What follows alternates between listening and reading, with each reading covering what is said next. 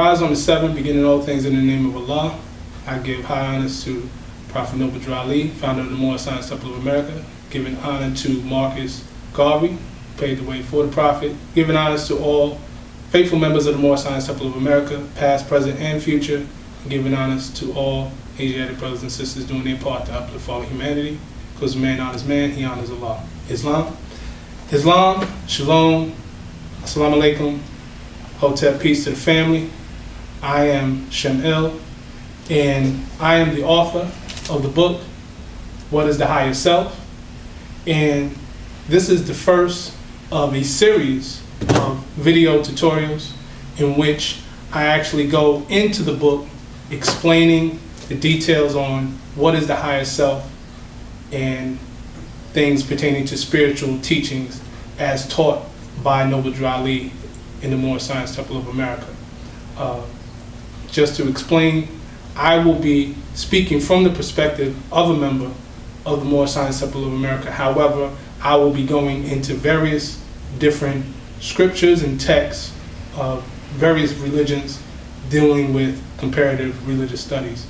Before I begin, I want to give a special honor to my home temple here in Durham, North Carolina, Federation Moorish Science Temple of America, under the supervision, direct supervision of my Grand Governor, Brother Robert Stone Ill, overseen by Supreme Grand Governor, Brother Jerome Graham Bay.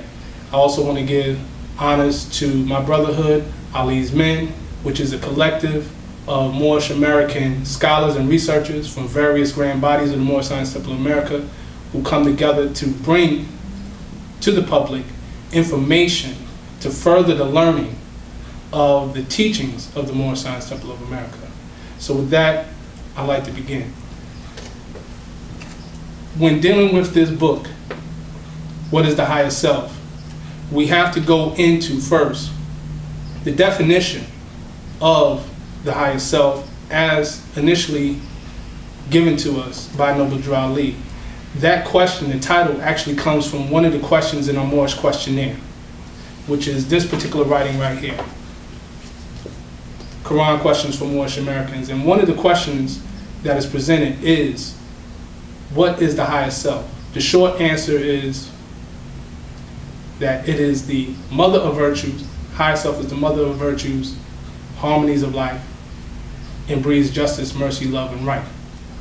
Now, in depth, you can find in our literature, specifically the Holy Quran of the Moorish Science Temple of America, also known as the Circle 7, there's a specific verse, chapter 3, verse 5 to 10. And at this time, I'll just go into it and then we'll go a little deeper. Specifically, it goes as follows. It says that there are two selves, the higher self and the lower self. The higher self is human spirit clothed with soul, made in the form of Allah. The lower self, the carnal self, the body of desires, is a reflection of the higher self, distorted by the murky ethers of the flesh. The lower self is an illusion and will pass away. The higher self is Allah and man and will not pass away. The higher self is the embodiment of truth. The lower self is truth reversed, and so is falsehood manifest. The higher self is justice, mercy, love, and right. The lower self is what the higher self is not. Now, within that definition, the first part of that definition speaks of human spirit. So in order for us to understand about the higher self, we have to first understand what is spirit. And that's what we're going to go in this particular part of our series. What is spirit? Spirit comes, the etymology of spirit comes from the Latin word spiritus, meaning to breathe. Also in our lessons it speaks about what other name do we give the truth? And we say holy breath. So when we speak of holy breath, we are also speaking of Holy Spirit. There's a passage in the Bible, Genesis chapter 2 verse 7, where it says that God breathed into man the breath of life, and man became a living soul. Well, so we find that the breath is the animating spirit, that animating force, that vitality that's within all of us. Now, there's spirit in animals, plants, and all other life. However, human spirit is distinct. So we're going to get into that.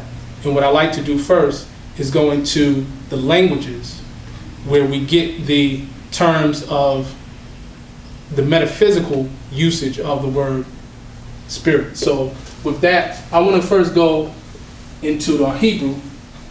We have the Hebrew word nephesh.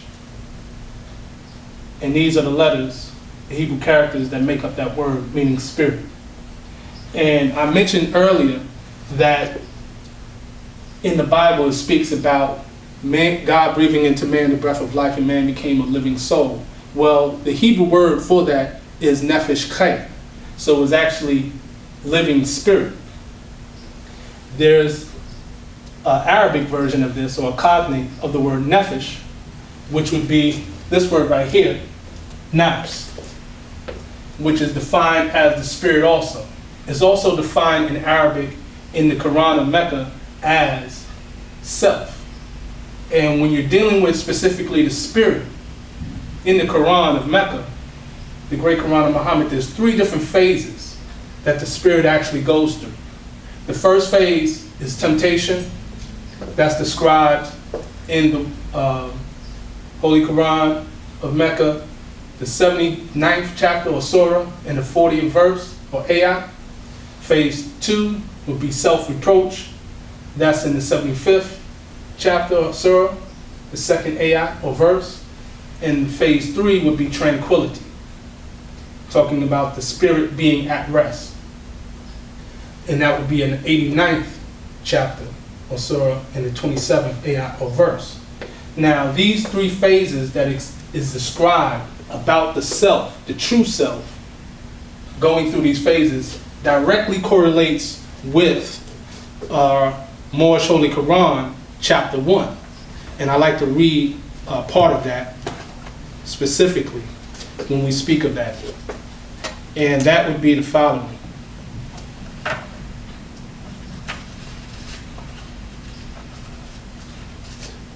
In part, it says, perfected man must pass through all the ways of life, and so a carnal nature was full manifest. Without a foe, a soldier never knows his strength, and thought must be developed by the exercise of strength.